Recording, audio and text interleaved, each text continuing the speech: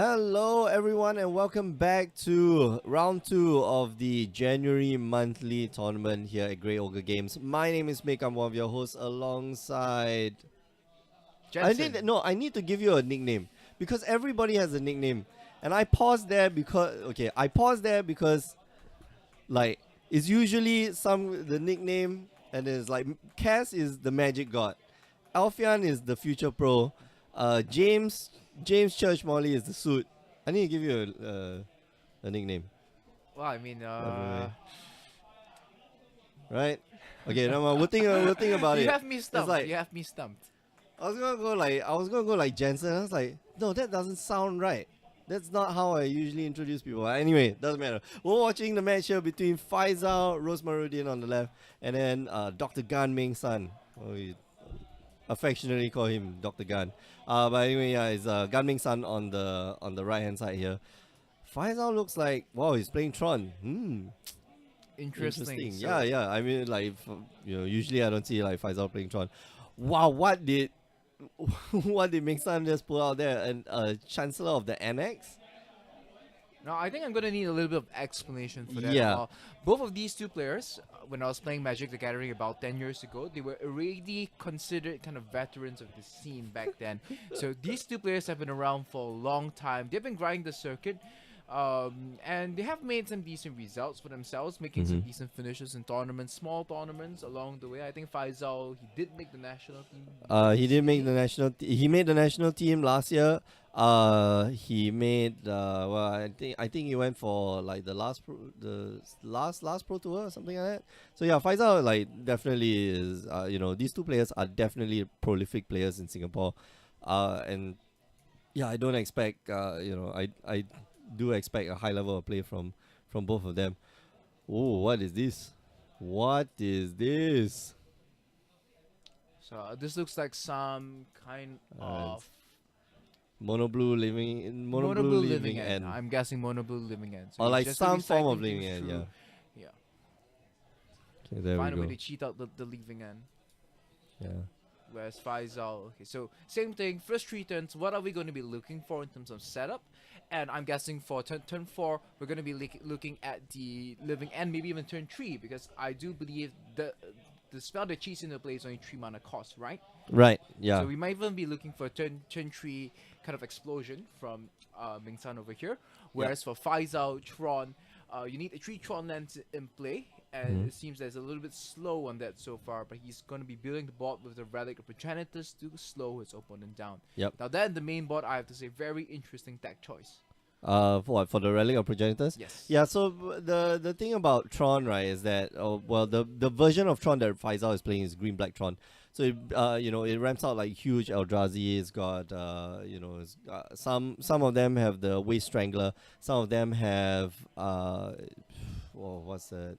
This thing. So what's that 3 mana 3/2? Oh man, I forget. I mean, if you're asking Well, me if it's yeah, not the it's- Lawin Shadow Mob block, I probably wouldn't Okay. know. Anyway, it replaces itself. I forget what's the name. Kitchen It's got Things, 3 Thornouts. mana 3/2. That card's still very very relevant. No, but it's got Thought Seers. It basically it can ramp up. Not ramp up, but it can. It pushes up the curve very well. 1 drops, 2 drops, 3 drops. Very very very nicely, and then finally ends off with World Breakers or Ulamauts, and it has some interaction. It's not say a dead deck against Ming San, because he's got especially after sideboard, he's got Abrupt Decays. He's got playing green.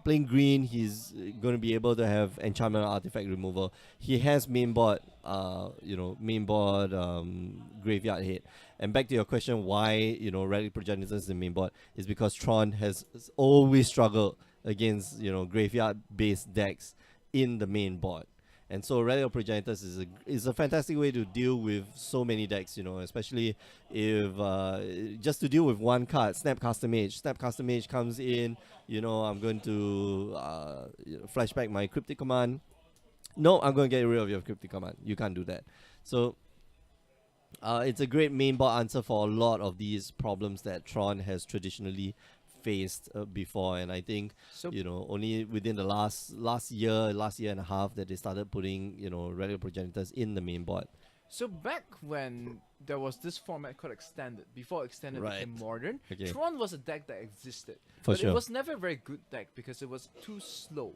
But Tron was this very slow deck and it wanted to play like Mind Slavers and the Yep. original Emrakul. Mm-hmm. But I think the newer generation of Eldrazi has kind of changed the face of that deck. Yep.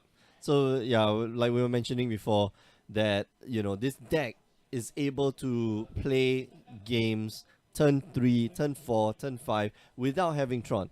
Like traditionally, you want turn 3, assemble all your Tron lands. Turn 1, expedition map. Turn 2, crack the expedition map. Turn 3, Tron, get a Khan, exile your lands or exile your whatever. But this deck doesn't need a Tron. Like it wants colorless land and then Wasteland Stranglers or maybe not Wasteland Stranglers. Wow, man, I forget what that card called. Somebody in the chat, let me know. But the question here is, what makes this deck unfair? The previous game we saw Storm. We all know Right. what Storm does. The deck has existed ever since Onslaught, I believe. And then we saw the Amulet Titan, which is just vomiting lands all over the table and then Yep. swinging with these huge creatures. So what makes this deck unfair is this one card, Khan Liberated. So when you have Tron assembled, so we call it Tron because it just poops out. It poops out just colorless mana. And colorless mana generally was associated with artifacts and just colorless spells, and so thereby the name Tron. But once you assemble Urza's Tower, Urza's Power Plant, Urza's Mine, you have 7 mana on turn 3, which means that that could just be infinite mana. It doesn't really matter. If you're playing something on that's supposed to be on turn 7 on turn 3, you're really ahead of game. You've got stuff like Khan Liberated. Like this is the one card that you want to land on the battlefield, because by turn 3, unless the guy is playing a burn deck, you will be able to okay, he's got Tarmogoyf out. That's nice. I'm going to take away your Tarmogoyf. I'm going to land a Khan and I'm going to exile your Tarmogoyf with the -3 ability. Else I can just +4, and +4 is like impossible to kill. He goes up to Here 10 we have loyalty. it. He's going to be trying to cheat the living end into play. Oh, questions. Yeah, This is Faisal not looks good. like Faisal's yeah, revealing the it's card. like, Oh, this is bad. Faisal here has to respond. Yeah, he left that 1 mana open for the what you call it, Relic of Progenitors here. So Living End doesn't resolve yet. Maybe Living End doesn't resolve. I'm going to I don't know. Let's So see- if let's this see whether they resolves, can then Ming San can choose what card he wants to play from his hand, correct? Correct. So it usually be a zero mana cost card, which would be Living End. Let's bring up Living End, shall we? Oh, I think the card there is in Japanese or some other foreign language, so Faisal's requesting for Oracle text. Yeah. So here we go, Living End. Supposed to have Suspend. It's got 0 mana or 0 CMC, 0 mana casting cost. Living End is black. Suspend for 3 for 4 mana, and then each player removes all creature cards in his or her graveyard from the game, then sacrifices all creatures he or she controls, then puts those creatures, all the cards that they removed this way onto the battlefield. So basically you swap whatever's on the battlefield into the graveyard, and then whatever's in the graveyard you put it on the battlefield. So There's nothing on the field, so it's everything in the battlefield onto the grave. Everything in the graveyard onto the battlefield. yeah, so looks like Ming San here did not have a what do you call it, a Living End. Is that an enchantment or a sorcery? What the the Fate blue- Fatal? Yeah, Fate Fate Fatal Fatal. is let's no, it's not Fate Fatal. It's oh no, not Fate Fatal. It's a 3 mana card. During your upkeep, you put a counter on it, and you can cast a spell with that converted mana cost, correct? Yes, that is correct. As Fatal, right? Not Fate Fatal. As for two. There we go. Sounds Okay, like so a storytelling card. It's like, imagine if you're a wizard and you want to cast spells. I mean, if you're Mhm. familiar with the D&D world, you need to have a verbal component. You need to have some Oh yeah, science somatic. to Yeah. it, So verbal, somatic. and some Yeah. material components. But I think Yeah. as for toll, it's going to be very verbal spell. I have to imagine what Ming San is saying over there as he places the enchantment on the board. I told you so. This will happen. So yeah. Ah, that's the classic. I told you so. I told you so, right? No, but I mean, like, We're all gonna die, living end, as foretold. yeah. So this is what I mean. Like, if you've read the lore recently for Magic the Gathering, this one came out of Amonkhet, and so this is actually a priest, looking up at the sun and looking up at the second sun, and as foretold, the second sun will converge, onto the first sun, and they will overlap, and we'll have the two suns of the approach of the second sun. They will overlap, and the great God will come and bring us to deliverance and stuff like that. So that's the whole idea of as foretold. And so as foretold, at the beginning of your upkeep, it ticks up. It keeps you keep putting counters on it, and then on each turn, not on your turn, on each turn, so that your turn, your opponent's turn, and if you're playing a multiplayer game, you can play a lot of spells. You can pay 0 rather than pay the mana cost for a spell you cast with converted mana cost 0 or less, where X is the number of time counters on as foretold. So as it grows, as you leave it on the battlefield, it grows bigger, it grows stronger, and you can't stop it. Well, I mean, this sounds like the kind of predictions you see on Reddit, and I'm going to make an as foretold prediction over here. Singapore will win the World Magic Cup eventually. Eventually. Eventually. So you heard it here on stream. I said it. And if they do win it 20 years down the road, I called it. You called it, I called right? it here 2018. I told you so. January. Yeah. I told you so. As foretold. As foretold. But yeah, this, I mean, 27th January. I got the date wrong. Ming San here gonna try to play, try his best to play around that Relic of Progenitors. Unfortunately, Faisal here has an Expedition map. Okay, gonna try that Living End right now. And Faisal here does get rid of Ming San's graveyard. Is there some crazy thing that he's gonna do? Nope. Right, so Living End resolves, and nothing really happens. How many does Faisal have? Yeah, How that's many Relic Progenitors does Faisal have? That's a good question. Okay, so here we go. Serum Visions. Start building up the graveyard again. But Ming San here has a lot of cycle spells. And or cycling spells, including those Izzet charms that we see in his hand. That can just keep putting cards on the bottom of his library. Or sorry, in his graveyard.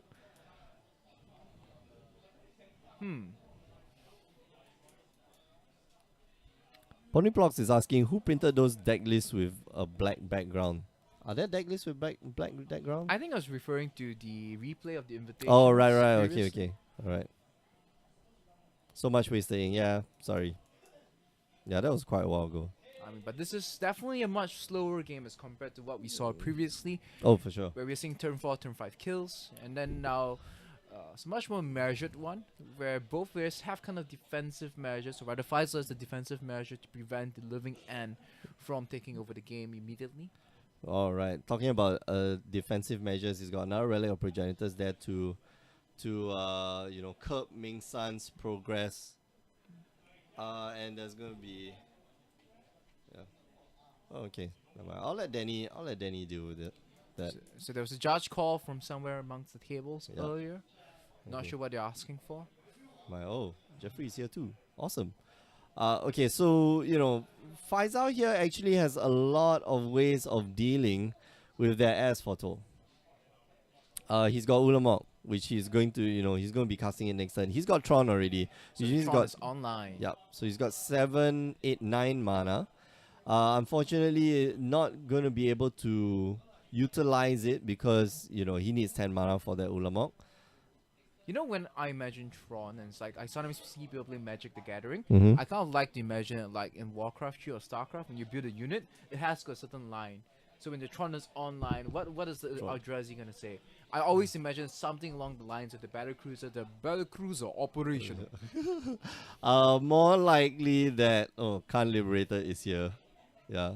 Or when you have like turn 3 Tron, and it's like, you lose. That's probably the Liberation. That's probably is what at hand. yeah. Your end is here. Your end is nigh. Because there's a lot of people who just Did the literally Eldrazi scoop. even have mouths? No, they just I imagine they just go like,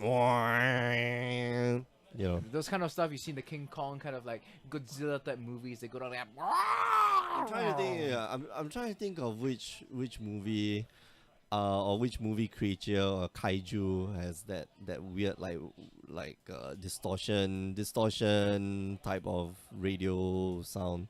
Or maybe they were. What's the movie about the one where the aliens spoke in circles? Passenger?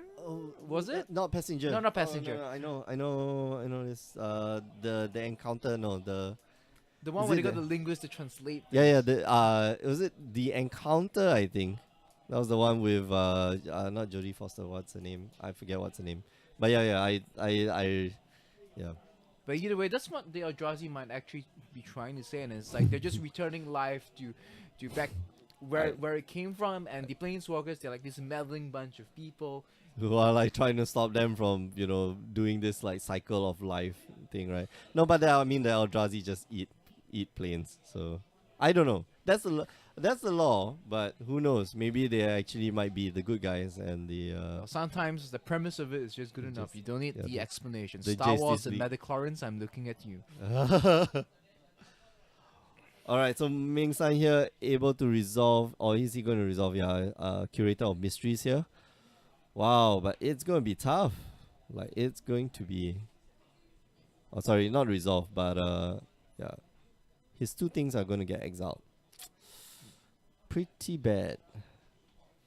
I mean, the first Relic of Progenitors, I definitely have to feel the pain for him because that Mhm. removes a lot of the juice that was in the graveyard. Even if, Yeah. if he gets the living end out now, he's not really getting a very threatening presence on the board. Yeah, exactly. So, he's got the Terrestodon of all things.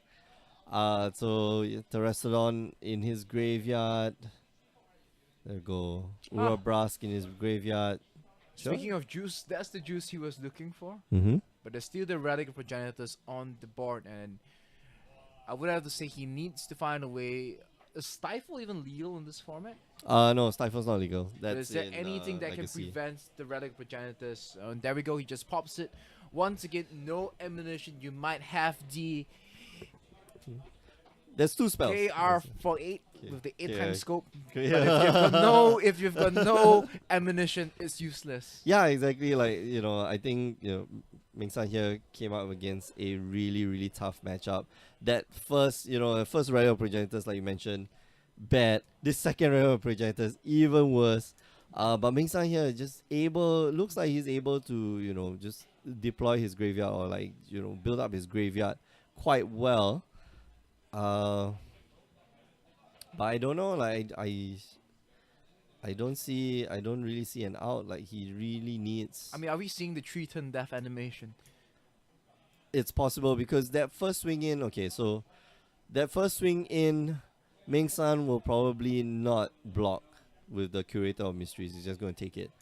And he's gonna get 20 cards from his deck exiled. Because when Ulamog, I want to bring out Ulamog like because this. Oh, so now the Eldrazi did no longer annihilate things? Yeah, they don't no longer annihilate things.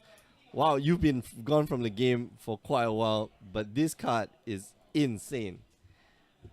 So 10 mana, you get this guy indestructible. When you cast it, you exile 2 target permanents. So like it falls in with the law where the Eldrazi just eat stuff, like or at least like Ulamog is the destroyer. I mean, he definitely has been eating a lot. When I last saw him in Rise of the Eldrazi all the way back then, he definitely has changed. He now looks like he feels with a Machoke from Pokemon. Yeah, And a Machamp from that's it. Pokemon. He's got forearms now ready to... Forearms for 4 times the eating speed. And About tentacles there, yeah, too. about Wow, there. this guy is all about efficiency. I can see I would be great friends with him. Okay, nice. I never thought about it that way. But the 2 arms, like it only branches out at the elbow, so it's kind of weird. So it can only have like a small reach over the plate or over the dinner plate. Well, But I guess, yeah, you're this is what grabbing happens, 4 Magic. things, yeah. This is what happens, Wizards, when you hire artists from DeviantArt. Yeah. No, but I guess you can grab like four things at a time and stuff it into your mouth. And then you look at it, it's got like dislocated jaw as well, so you can like grab more things, put it in his mouth. Oh, I just guess the anatomy and the way his biology. It looks human, but it probably doesn't function like the way regular people do. I mean, they're I don't think so. Eldrazi after they're kind of like this amalgamation of like magic and energy, Uh, something along those lines, yeah. right? Yeah, that's about right. But anyway, yeah, Ulamog swings in once. Ming San loses half his library, and if all three, if all the as foretold and the living ends are in the graveyard, then Ming San's gonna have a hard time. But right now, all Ming San has to do is just resolve and as foretold. I mean, he's got one card in hand, or is it two cards in hand? Oh, jeez. Wow. It's time to find out if it's 1 or 0 right now. The card Liberation is at hand. There we go. The sound Oh. effect. Card enters the battlefield. I'm gonna liberate you from your life. And there we go. Yeah, that's the end of the game. He looks for Walking Ballista. Yeah, I suspected as much. Cast the Khan to crack the Sanctum of Ugin. Looks for the Walking Ballista. Is gonna cast that Walking Ballista for infinite amount of damage. So I think at this point, he takes up the here we go. Well, looks like they call a judge over to explain how this combo works to make sure that everything's clear and that Faisal can get the concession from his opponent. Yeah. Okay, I think the question is about Sanctum of Ugin. Need more. There we go. Sanctum of Ugin. So I guess the question is about the Sanctum of Ugin. And we're going to take a look at it. Whenever you cast a colorless spell with converted mana cost 7 or greater, you may sacrifice Sanctum of Ugin. And if you do, search your library for a colorless creature card, reveal it, put it into your hand, and shuffle your library. So, Sanctum of Ugin allows you to, just crack it, cast the card, crack it, and then look for whatever colorless creature you have in your deck, which, by the way, in a Tron deck is all the creatures. So, if you needed a Thought Knots here, get the Thought Knots here. If you needed, as we just saw, a Walking Ballista, you get a Walking Ballista. So, yeah, this matchup feels a little bit unfair, towards Ming San here. Faisal. I mean, he has a double Relic of Progenitors. Yeah, that's one of the things. Like the deck already runs 4 Relic of Progenitors in the main board, or at least 3 Relic of Progenitors in the main board. But this is where the question comes in. Before Relic of Progenitors in the main board, it feels like you're playing post board against this guy if you're playing Living End in game 1. That's right, yeah. But now post board, I'm not too sure how much Tron is going to be bringing things in. Is he going to be bringing a Tomot script and stuff like that? And what is the Living End player going to be bringing in to defend himself against these things? Okay, so for Faisal's side, right, I think, if he's got Bajuka Bog, he'll probably bring it in. That one-off Bajuka Bog, so that you can search for a land from either Sylvan Scrying or your Expedition map. Okay. Then other things that you can bring in, just more creatures that you can cast, more discard. I see him reaching for the Todd Caesars. Oh yeah, Gonna be hitting yeah. his hand. So you wanna catch his Living End. Okay, you don't care about the S photo. The S photo is just free extra spell, but you want to catch a Living End. So you use Thought Seizers. You could use things like Collective Brutality. The green black Eldrazi, the green black Tron deck does have also Maelstrom Pulses, which you may want to bring in, as well as Abrupt Decays. Excuse me. Oh, bless To get rid of the S photos. On Ming San's side, he needs to protect his stuff. Swan Songs would be great. Negates would be great. Spell Piercers would be awesome. Spiting Needle is even a card now? Pitting Needle still a card. Yeah, it's still a card. But I don't know if Ming San would play that. But yeah, Pitting Needle would definitely be very useful against something like Oblivion Stone. Something like Relic of Progenitors. Relic Progenitors, yeah. So a little bit, Ming San just has to be a little bit more proactive uh, than Faisal. But yeah, we see Faisal probably sideboarding, I think, about 6 cards, which is about right. Like, you want some artifact hate, you'd also want some enchantment hate as well. So, I mean, why mention Python Needle is because it's the first rare I ever opened. from a wow, booster pack. okay. That is. Wait, which set was it?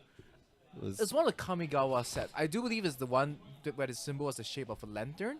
Okay, so it's Saviors, I think. Yep. Yeah, Saviors of Kamigawa. Yeah, man, the art is sweet. The one of the things I love about Magic the Gathering is that you can just collect this game because of the art. Actually helped me, do English better. Or I don't like reading, but yeah, it improves a bit of your English.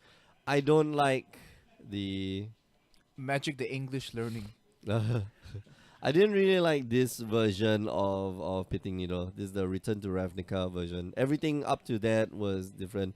Oh, but this one is awesome. This The masterpiece is was such, yeah, the so masterpiece. cool. But the original art from Saviors, it looked like somebody getting some form of acupuncture, which is very Oh, yeah. consistent with the very Asian. I mean, it was a Japanese theme Yep. thing, but it's very consistent with the kind of Asian feel to the set. You give the guy acupuncture, then now his Now key he is can't do locked, any, yeah. so he can activate certain abilities. Exactly.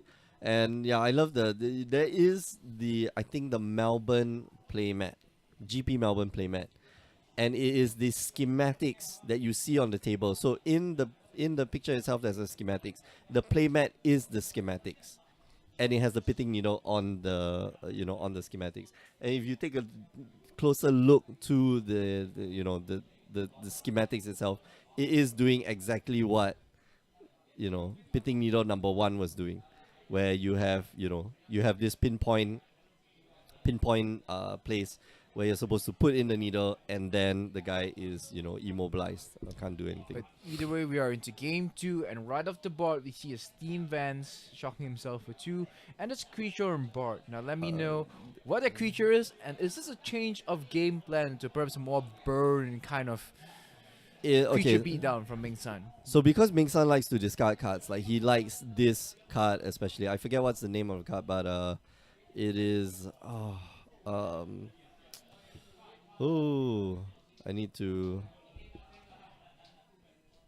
Flame Blade Adapt. Yeah, there we go. Flame Blade Adapt. That's the one. So he likes this card a lot because he likes to discard cards. Flame Blade Adapt is a 1 mana 1/2. So 1 mana 1/2 is above the curve already, But then it's got menace. So 1 mana 1/2 probably cannot block it very easily at the beginning of the game. And then whenever you cycle or discard a card, Flame Blade Adept gets +1/+0 until end of turn. So it grows it basically grows in power as you start discarding cards. And Ming San here has the ability to discard a lot of cards. So let's see. Well, I like this being the plan B coming true because we talked about the Thought Seizes coming in from Faisal. We talked about the additional things that would actually be slowing Faisal's Tron down. Then Ming San says, I'm not going to try to defend against your disruption. Let's try go with plan B. I'm going to surprise you. It's the same engine, lots of draw, lots of discard. Hit you with the Flame Blade Adapt. And now Faisal has to be staring down his creature and thinking, oh no, have I made a mistake here? No, I don't think he's made a mistake because Faisal looks like he's got Tron in hand as well as a Khan, and once he lands that, like Ming San's got to be worried right now. Like he's looking at Faisal and is like thinking, maybe he's got Tron already. He's got natural Tron. Does he have the payoff? That's the question. And if he has the payoff, Ming San is in a lot of trouble. Oh wait, that is a Tron. It looked like a mountain to me. Okay. Whoops. So yeah, this is the one of them is a mine. Well, the one on the top is the mine, and the next one is the is the power plant. He's got a Khan. We know he's got a Khan. So does he have the last Tron piece? If he's got like natural Tron. So this is what Tron wants to do. It's the quote unquote combo deck. I have 3 lands, but now I have 7 mana on turn 3. And usually the person who accelerates faster or a person who's got more mana than the other guy earlier usually wins the game. Well, I mean, but this aggressive plan does put a different dynamic into the modern games that we've seen so far. It's kind of deviated away from the first 3 turns setting up kind of thing, and now Ming San saying, I'm going to be putting pressure onto you so that in your first 3 turns, you have to think about how you're dealing with the threat on the board so that it slows down his own setup as well. Yes, that's true. But let's see if that's going to help at all. But I guess for Tron it's the same thing. You just play 3 lands and then you And then you slam the big this- creature on yeah. the board. So your quote unquote setup is like, oh, It's do the I same. have the 3 lands, or do I have like 2 lands and expedition map? So Faisal here gotta be thinking about that hollow one. If he lands the Khan, he'll probably get rid of that hollow one. But he might want to draw. Okay, so Faisal here probably considering, do I draw? I want to draw a card, make sure I get my Tron land. And so he cracks the Relic of Progenitors. A little bit early, I feel. Okay, so that's another mine. Yeah, that's another mine. He needs a tower. Does he have the tower? It's The yeah. $1 million question. I- Maybe does not $1 million, but at least for the second victory, does he have the tower? Man. Yeah, okay, so he's got He has Tron the online. tower. So 7 mana online. 7 mana, but just thinking whether it will be worth to cast the Khan, because he's got Oblivion Stone as well. So what he can do right now is to crack his Chromatic Star? get some green mana, do some Sylvan Scrying, get more Khan lands, and then set up with an Oblivion Stone. And maybe Oblivion Stone and a what do you call it? Walking Ballista. I mean, for all the cards in the Tron deck, I think we have to do voices when they answer the field. So for Karna's Liberation is here. What is Yeah. what kind of noise does Oblivion Stone make? I would imagine like a very The end is coming. what's that guy's name? The Chris Nolan, just the womp. Because like that's like it's inanimate. It really is inanimate. Like I mean, or as the mage casting it, you have to be summoning of sorts, right? It's an artifact that belongs to somebody. But either way, it's the Karn that's going to be the player from Faisal. So Liberation. Is at yeah. hand. Oh man. So Oblivion Stone would be, probably look into the abyss or something like that. Well, no, it wouldn't be He goes abyss because for it's the a stone. Steam Vans. Yeah, okay, so he's going to, lock Ming San down on mana, and this is probably going to force Ming San to attack the Khan. And now he doesn't have enough lands to start discarding. Well, he does now. But Faisal didn't know that because Ming San missed a second land drop. Alright. Very nice. So he's playing into Faisal's hands exactly the way he wants it. Stand on the board now. Is that a second Oblivion Stone? Wow. Goodness. All he has to do is just cast Oblivion Stone and just blow up everything. Well, I mean, will he be able to pop it on the same turn and cast it? Yeah. So Oblivion Stone is only 3 mana to cast and then 5 mana to destroy everything. Let's bring it up. This card doesn't get enough love. I like this card a lot. So, 3 mana to cast, 4 mana tap, put a fate counter on target permanent, and then 5 mana sacrifice Oblivion Stone, destroy each non-land permanent without a fate counter on it, then remove all fate counters from all permanents. So basically you can use Oblivion Stone to save some things. It will be a bit slow, but you could. And so he does activate Oblivion Stone, destroys everything on the board right now. Ming San here doesn't have his third land, can't cast an As for Toll. Not quite sure if he does have an As for Toll in hand though. Alright, this is what Faisal really wants. Faisal looks to be in the clear for now. Yeah. He's dealt with the threats on board, swept the board, and Now Ming Sun's struggling to find another land drop. I Yeah, mean, he's when we talk about agony and pain, not being able to draw a third land in Magic probably lands pretty high up on that list. yes, that is correct. But Ming San, okay, so what we have to remember is that Ming San is playing a cycling deck, so he can cycle his cards and start drawing cards. He's playing a lot of draw effects in terms of cycling, and so he shouldn't be worried that he won't be able to draw lands. And most of his spells like are 1-2 mana. Burning Inquiry is 1 mana. Flame Blade Adept is 1 mana. So he Still can no go. lands. I mean, it adds to the pain if you have that much draw in cycling and you can't draw the land. Yeah. Drop the Bloodgust. It looks like he did go for the aggro plan in Yeah. game number 2. But the Oblivion Stone, once again, Faisal has all the right answers. So he did have the land. Now that's going to be the Bloodgust returning onto the field. Unfortunately, Bloodgust here doesn't have haste, so He needs to be under 10 life for the Bloodgust to have haste. yep. And Faisal here just drawing blanks, like he's not getting anything that's useful out from his deck. He needs a payoff. He's got a Sylvan Scrying, which I think he should be playing, and then a whole bunch of lands. That's it. He's got Expedition Map and Sylvan Scrying, so he can look for 2 more lands and add it to his hand. But beyond that, he's got nothing else. I think a Chromatic Star might be, yeah. So it's a Chromatic Star as well. So we talked about one player not being able to draw lands, but on Faisal's side, not being able to draw threats Yeah. is the problem. He has more answers in the form of Oblivion Stone, but answers itself don't win you the game. You have to kill your opponent with something, and Oblivion Stone is just going to keep resetting the board itself. Mm-hmm. Put a fake counter on the Chromatic Star. No, you could put like he's crazy. Like you want it to die anyway, because when it dies, like you get to draw a card. Yeah, you do get to draw a card, but So I it's mean, okay. you're not going to do anything with the mana this turn, so just So you might as well just put like fake counters on everything, right? put it on the land while you're at it.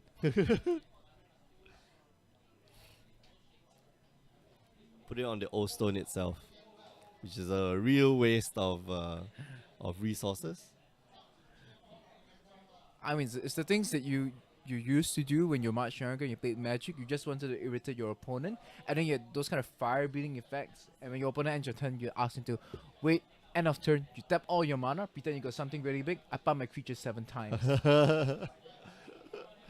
Oh man, that's just like you look your opponent in the eye. You want to respond? He said that yeah. he's Nope. down there thinking, is that an Yeah, end of yeah. turn? I was like, in EDH, Are you end gonna of turn, like fling me until I die? end of turn. Is that a Venser? Is that some end of turn effect that's gonna shut me out of the game? Oh, no. It's just Just gonna pump my guy. but my guy. Pump I mean, my guy. back in Your the turn. day, fairies as well. End of turn, miss mind click. Oh, never mind. I'm just gonna spend my mana doing some nonsense. Okay, so here we go. Oh, a There we have Khan it. is wow. This is what Faisal wants. I mean, Man, it these is are a good Karn. The Karn does put on pressure, but it's not the Ulamog. That's the big beater and the finisher. Khan is incredibly powerful. He drops a Khan now, gets rid of that Bloodgust. Like this is gonna be over very, very soon. Oh, there's a Sanctum of Ugin as well. Yeah. I see. He's got a remainder of 6 mana, so it does look for the Ulamog. That 6 mana probably gonna be looking for what's that? The Worm Coil Engine, probably gonna hit the battlefield. It goes for the lands once again.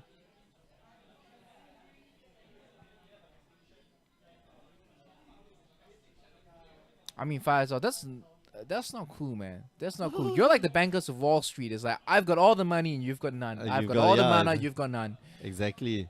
People are the wolf of Wall Street. He's the wolf of Mana Street. But that's what you want to do. You can't like, if you play Tron, and turn 3 you will manage to land your Khan and your opponent's at like 2 mana, doesn't have any board presence at all. That's it. I'm gonna strip your board. I'm like gonna strip your lands. Famously in Vintage and in Legacy, there's 2 rules. One is that if you have a choice between you playing Magic or preventing your opponent from playing Magic, you choose to prevent your opponent from playing Magic. Rule number 2 is that if your starting hand, doesn't follow rule number 1, you mulligan. That's the... Sounds like a very fun format to play. Oh yeah, hella fun, man. Like games just end because you just kept the wrong, like absolutely wrong hand. You know, turn one chalice or void, and I'm like, chalice for 0. That's cool. That's cool, bro. Yeah. So, yeah, Ming San here just staring down the barrel of a gun. What, three turn death animation?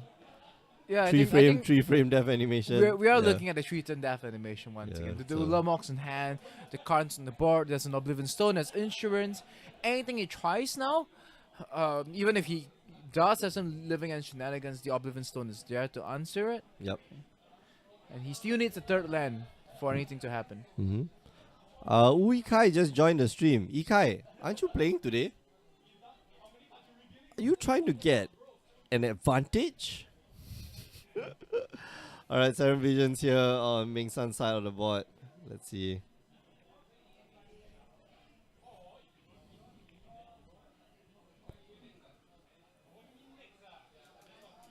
Yeah, Faisal there being very, very cautious. He didn't want to, run into a trap where Ming San just drops an S for toll and just, wrecks Faisal's board. And that's, that is, extremely, that's a sign of very good play. That you start asking yourself this question. I mean, as casters, when we watch Magic the Gathering, like, besides, like, what the card is, what is he trying to do, is, the main 3 questions we ask: what's the best draw? How do I win from here? And then when you're ahead, like, how do I lose? Or how does this player lose? And, you always have to ask yourself this when you are, you identify when you're ahead and you ask yourself, okay, how am I going to lose this game? And you play around the how am I going to lose this game? If you're on the burn player, then obviously the more important question is how am I going to win this game? And even if you're behind, so what's my best out? So yeah, Faisal just doing there. Baba Scoop saying slow play. I think I agree, man. I mean, you have to give him his time, let him enjoy the last few turns. He's Yeah. got 6 minutes on the clock. So he's got to despite his board being very scant,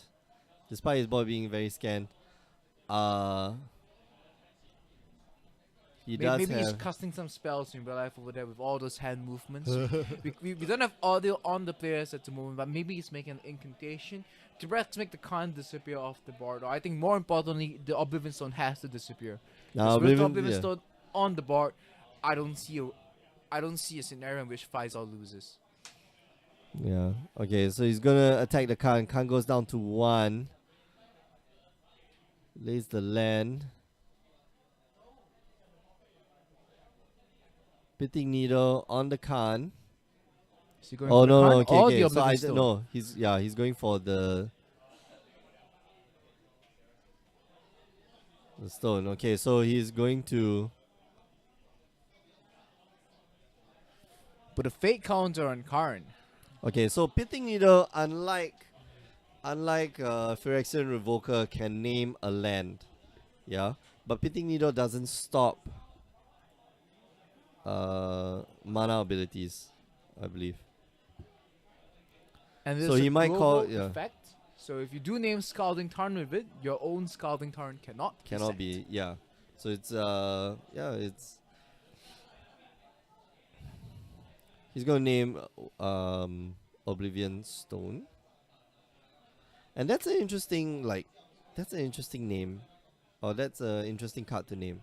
Why the Oblivion Stone? Like, As long as it's on board, Bing Sun has got no way of winning. So he needs Yeah. to disable the Oblivion Stone. So step 1, disable the Oblivion Stone. So the Pitting Needle kind of checks off that part of the checklist, and then now he can find a way to hit his opponent with an alpha strike. yeah, but you let the Khan lose, and now Khan's up to 5. And you know Ulamog is coming, so Here we go. I'm waiting for the sound effects. Flicking his cards in anticipation. He taps 2 lands.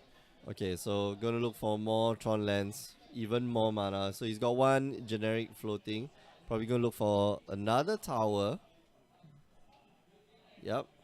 So one generic floating plus the 3 towers is going to give him enough mana for Ulamog, which then I think he affects the lands. Yup. Because if Mingsan can't cast Living End, Ulamog stays on the battlefield. It's still indestructible. Doesn't really care about the Pitting Needle, really. With no lands. What can you play, right? Like, what Serum can you Visions once again.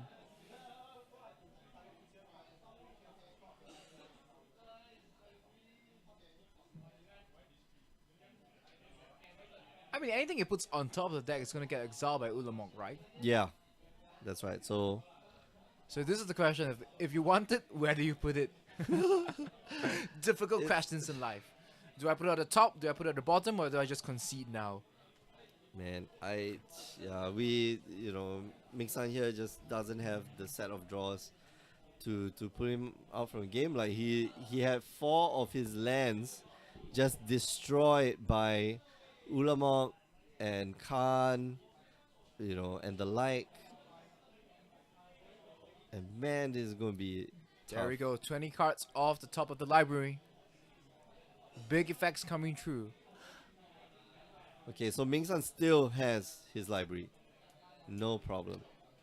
I'm a little bit disappointed now because I missed on that wonderful opportunity to have an attack animation sound effect for Ulamog.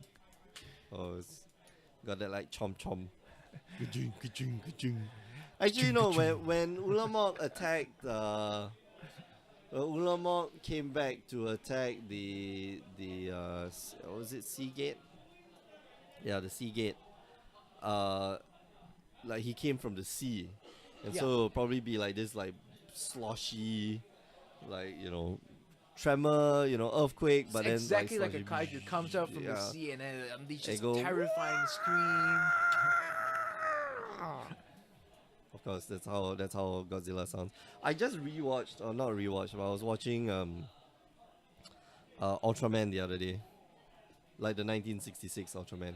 Wow, Very that's... entertaining, very very entertaining, very very dumb though. I Ultraman was is 4 like years old when that came out. 1966. Oh, 1966. I thought Yeah. 96. 1966. Oh, 90, that- yeah, 96. There was another one that's like Ultraman Tiga, I think. Or like those were the. I didn't know Ultraman was around for that long. Oh no, 1966. Ultraman is That like is beloved, very, very old. beloved franchise. 1966, and man, Ultraman is dumb.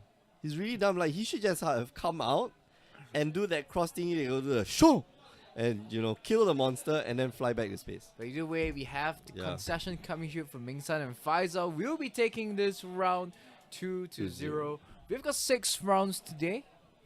So 6 rounds of Swiss will be happening.